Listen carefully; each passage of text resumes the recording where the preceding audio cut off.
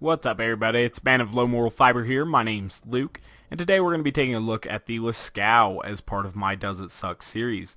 The Lascaux is a unique Dahl SMG with a unique firing pattern. If we look at it here, we can see that it kind of resembles a cow, I think, or at least that's what I think it's supposed to resemble.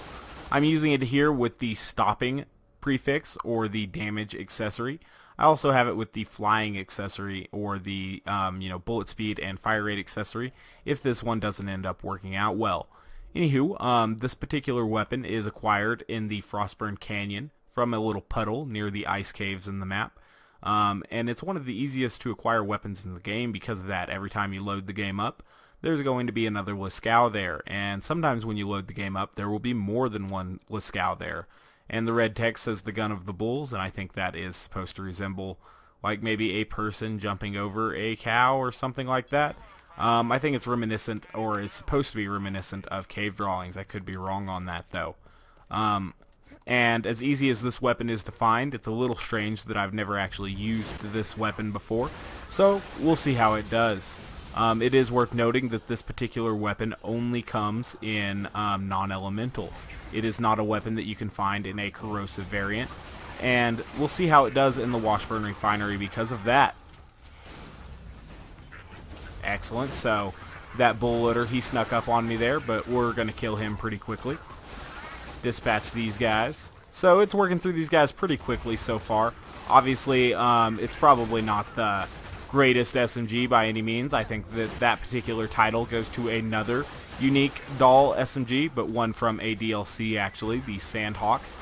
And I think the unique spread is actually helping me hit enemies at range with this weapon, and I think that's kind of cool. Obviously, it's also not the best SMG at range. I think that that particular title would probably go to the Bitch, which is obviously the legendary Hyperion SMG, or perhaps the Sandhawk for its ability to put bullets down range pretty accurately, if you have the flying prefix and maybe a couple bullet speed modifying skills. Now, one thing I am noticing about this weapon pretty quickly is that it's not the most ammo efficient weapon. I believe I counted it at a 13 round burst, or a 12 round burst, I guess, or somewhere around there. 64 to 51, yeah, 13 round burst. I think I might have let go of the burst one too early on that first test I did there. And, that will eat through your ammo stock pretty quickly. Obviously, SMGs have the deepest ammo pool in the game, but it's still something to watch out for. Go ahead and get slag on this guy here. And we're able to actually knock off his gun arm pretty quickly, and that's pretty cool. If we do that, we'll be able to work through the badass loader there in under a phase lock, which is pretty solid. I'm going to go ahead and open all three of these chests here, see if I get a little bit more SMG ammo as we progress forward, or possibly some extra grenades. Didn't get any grenades there because I opened the chest with 5 grenades left as opposed to 4 grenades left. And, the game needs you to be below a certain threshold before it starts weighting drops for you. So that's why I was unable to get extra grenades there. We woke up that loader there, but we're not going to deal with him right now. We're just going to progress forward. So we've got this power loader here. And actually, I don't think this weapon's so great at range, but it's still usable at range. I guess, with a traditional Dahl spread, it might actually be better at range than with this unique spread, but I don't know.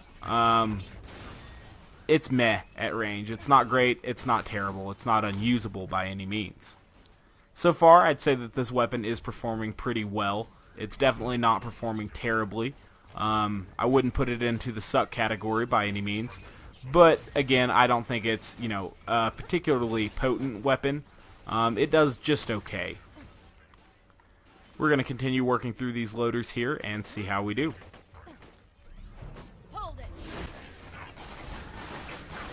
When we're able to hit criticals with it, it wrecks these things pretty quickly. It looks like we've got another 2 exploders here. That's a little bit rare. You usually don't get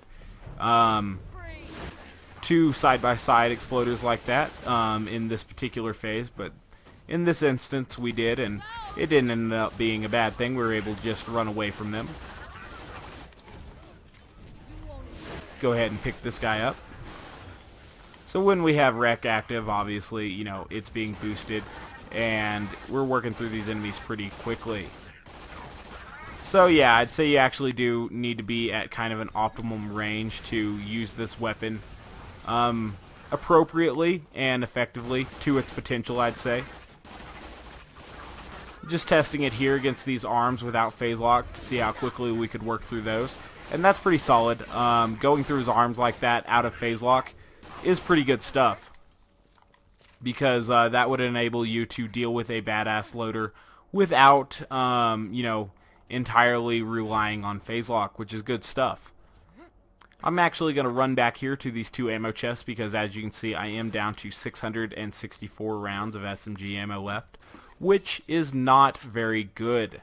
So we're going to get just a little bit more SMG ammo from these two chests back here, and that will help us as we progress forward. Got up to around 808 rounds of ammo there, which is definitely better. So we're moving forward now, and we'll have these 3 chests back here if we need them. Gonna blow up that barrel preemptively. And now we're gonna deal with this guy here. You can see how chain reaction was able to knock this guy down back here. I'd say that this weapon has decent synergy with chain reaction. I'm a little unsure how that unique spread's working out after the bullets are reflected, but we're putting so many rounds downrange so quickly that I'd say it is nice to have that little boost from chain reaction. And obviously, always being non-elemental, bullets you reflect are going to deal solid damage no matter what they reflect into, which is pretty solid, I'd say. We'll encourage that guy to go ahead and kill himself, and then we'll deal with the R loader that was behind him.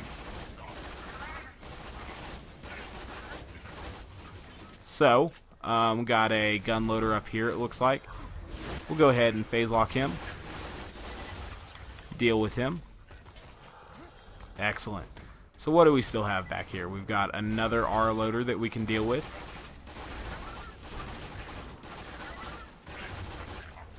Alright, so we're doing pretty well. We've got some more enemies over here. Looks like we've got a hot loader.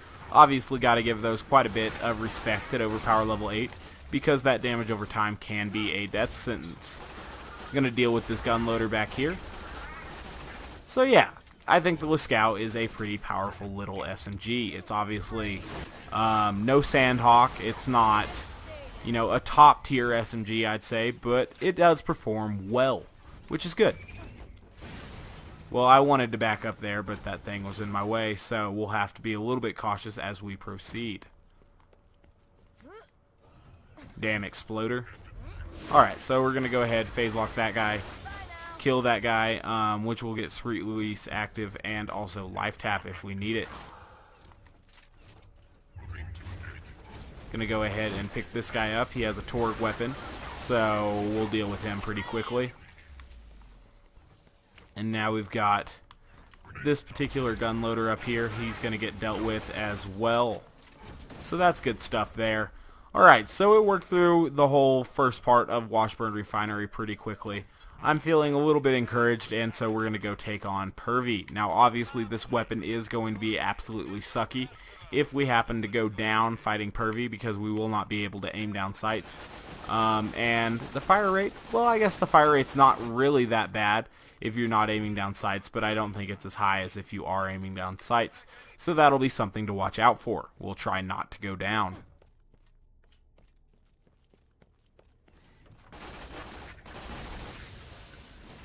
Dealt with that barrel preemptively. Obviously, as we're dealing with 4-player loaders here, the last thing we need is a barrel to be ruining our day. Get some extra slag out there preemptively.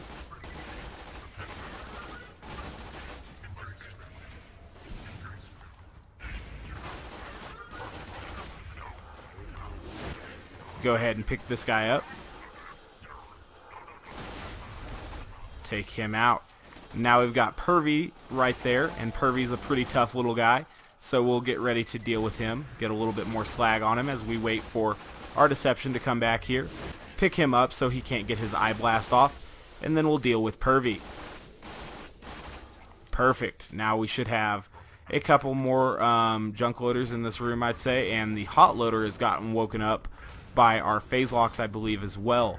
Obviously, we don't want to catch that 4-player health damage over time, so we're going to go ahead and pick him up and deal with him appropriately. Cool.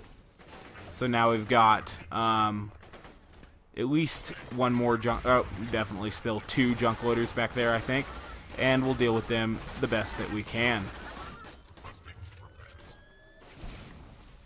I'm actually just going to go ahead and pick this one up. It should get the other one slagged, and we'll obviously have life tap active, and our other kill skills, inertia, and kinetic reflection as well as we work through this last guy. So that's pretty solid there, and I think the Lascaux made a very strong showing, even stronger than I was expecting. I'd seen a little bit of gameplay with the Lascaux, and it looked decent, and in my test here I'd say it performed a little bit above average, or in the good range, maybe even the great range, but it's definitely not a top tier SMG, but I think it is pretty solid weapon. So the answer to does it suck regarding the Lascaux is a no. I'd say the Lascaux is a pretty solid little weapon. So as always, guys, thank you very much for watching. I do appreciate it. If you haven't yet taken the time to subscribe, please do so. I'd really appreciate that as well. Otherwise, I do hope to catch you next time. Bye, guys.